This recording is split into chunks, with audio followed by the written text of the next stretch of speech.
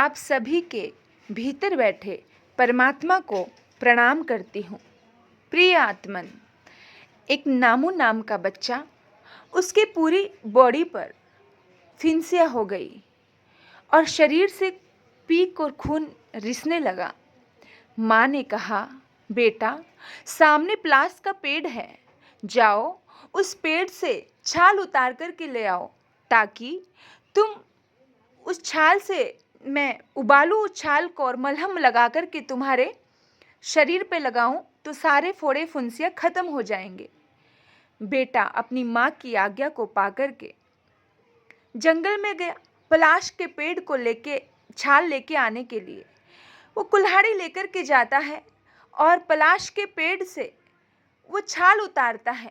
जैसे ही छाल उतारी, उस पलाश के पेड़ पर कुछ पानी पानी सा आया, तो उसे लगा वृक्ष को रोना आ रहा है, वृक्ष रो रहा है, वृक्ष को डर लग रहा है, दर्द हो रहा है। उसके दिल में बड़ी दया और करुणा आई। उसने कहा कि वृक्ष को मैंने बड़ी दर्द दे दिया, बड़ी पीड़ा दे दी, मैं देखूं तो सही इस वृक्ष को कितना दर्द हुआ है।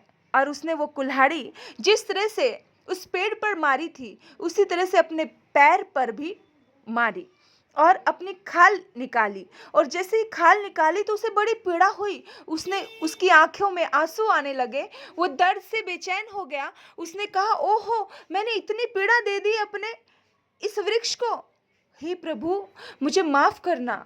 और ऐसा कह करके वो अपने घर लौट गया।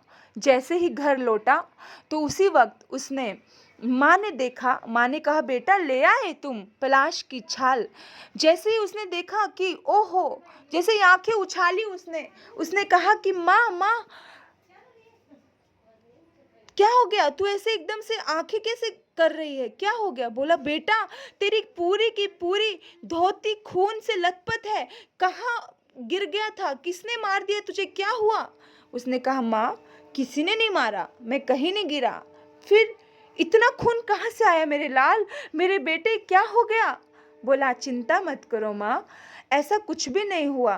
बात ये थी कि जब मैं प्लास के पेड़ से छाल उतार रहा था तो मैंने देखा कि वहाँ कुछ पानी पानी सा रिसने लगा उस छाल उतारने के बाद।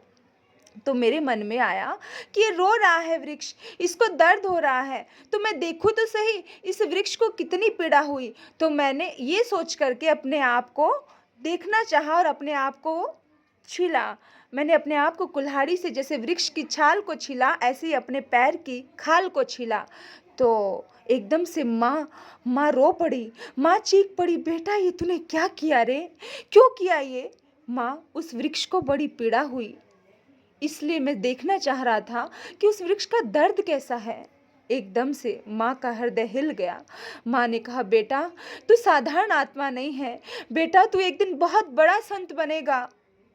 ऐसी दया और करुणा से ओतप्रोत है तेरी आत्मा। और कहते हैं मेरे बंधुओं, वो महाराष्ट्र में नामदेव नाम के नाम से प्रख्यात हुए। एक बीज, कहते हैं ना, उस बीज से ही पता चल जाता है कि ये बीज क्या फल देगा। आम का बीज आम का फल देता है, बबूल का बीज बबूल देता है। कांटे बोएंगे तो कांटे ही मिलते हैं, आम बोएंगे तो आम ही मिलता है। कहते हैं पूत के पैर पालने से पता चल जाते हैं। जिस भी आत्मा को कुछ बड़ा करना होता है, बड़ा बनना होता है, उसे उसी हिसाब से उसका मन, उसकी दिमाग, उसकी भावनाएं उसकी वैसे ही काम करने लग जाती हैं। ये देखिए, ऐसी दया और करुणा से ओतप्रोत होती हैं वो आत्माएं जो महान बनती हैं। वो बचपन से ही ऐसी दया और करुणा लेकर के जन्मी होती हैं। मेरे बंधुओं, अगर हमारे दिल में दया है, करुणा है, तो ज़रूर एक दिन हम बहुत बड़े व्यक्तित्व के धनी होंगे। तो बस यही चाहत है कि हमारे भीतर में भी ऐसी ही दया जागे, ऐसी ही करुणा जागे और हमारा जीवन, हमारा मनुष्य जन्म सार्थक हो पाए। आपने मुझे इतने प्रेम से सुना। आपके भीतर बैठे परमात्मा को प्रणाम करती हूँ। ओम शांति, ओम शांति, ओम शांति, ओम शांति।